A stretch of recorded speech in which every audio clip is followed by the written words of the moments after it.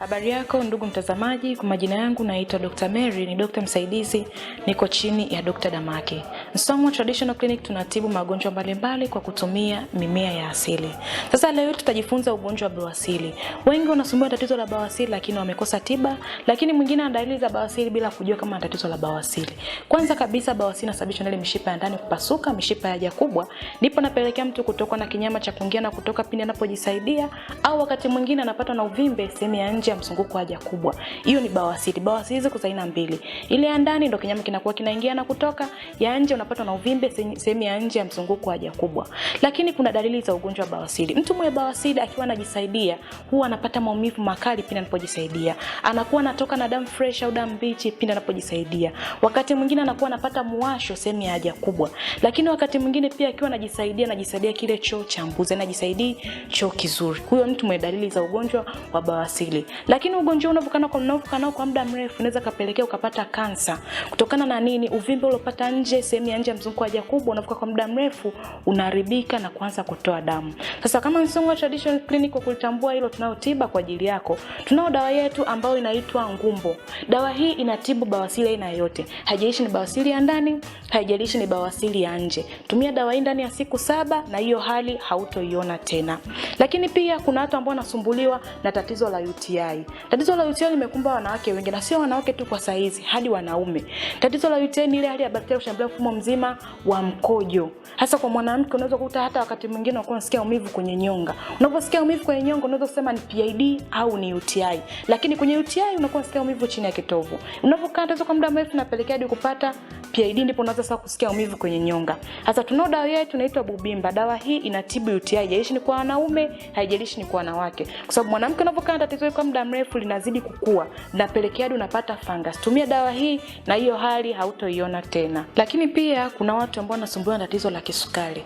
Ugonjwa wa kisukari umekumba watu wengi sana. Wengi hawajui ugonjwa unasababishwa na nini, dalili zake zikoje. Kwanza kabisa sukari inasababishwa na ile kongosho kushindwa kuzalisha zile hormone za insulin. Na hormone ya insulin inasaidia katika control sukari katika mwili wa binadamu. Sasa ile insulin kama haijazalishwa, it means mtu sukari yake itakuwa ya kupanda au ya kushuka. Na kama insulin zikizalishwa nyingi, inawezekana mtu sukari yake iko chini, au insulin zikazalishwa chache, basi mtu sukari yake inakuwa ni ya kupanda. Sasa unajuaje kama una tatizo la kisukari? Unakuta mtu miguu yake inakuwa inavimba mara kwa mara, anakuwa anasikia ganzi, miguu inakuwa inachoma, wakati mwingine anakuwa na vidonda visivyopona. Pia mtu mwenye kisukari akiwa anajisaidia haja ndogo, yani akitoka kujisaidia muda wote kuta bakteria au tuseme nzi waishashambulia, au tuseme simizi wameshashambulia eneo hilo. Huyo ni mtu mwenye sukari. Mtu mwenye sukari pia hata kwa sana kwa wanaume, nguvu za kiume anakuwa anashindwa kuperform vizuri katika tendo la ndoa. Sasa ugonjwa unavuka kwa muda mrefu inaweza kapelekea ukapata tatizo la moyo, yani moyo kutanuka. Kutokana na nini? Mtu mwenye sukari mishipa yake ya damu inakuwa imesinyaa. Kwa vile ambavyo imekuwa imesinyaa, moyo unakuwa unatumia nguvu kubwa wakati wa kupush damu iweze kufika sehemu husika kwa wakati. Kwa inaweza kapelekea tatizo la moyo, tatizo la moyo yani moyo ukatanuka. Lakini pia mtu mwenye kisukari anaweza kupata tatizo la stroke au kuparalyze. Vile vile anaweza kupata tatizo la figo au laini. Kutokana na nini? Mtu mwenye sukari kama nilipokuambia, mishipa yake ya damu inasinyaa. Kwa hata flow ya damu inapungua. Damu inakuwa ifiki sehemu husika kwa wakati. Kwa kulitambua hilo, kama Song'wa Traditional Clinic tunao dawa yetu ambayo inaitwa Ntunde. Dawa hii inatibu sukari. Haijalishi sukari yako ni ya kupanda, haijalishi sukari yako ni ya kushuka. Tumia dawa hii ni ndani ya siku 14 na sukari yako inakuwa normal. Lakini pia tunao dawa ya pressure. Dawa ya pressure hii inatibu mishipa ya damu, mishipa damu iliyosinyaa. Dawa hii unatumia ndani ya siku 7 pia, na hiyo hali hautoiona tena. Onana na sisi Song'wa Traditional Clinic.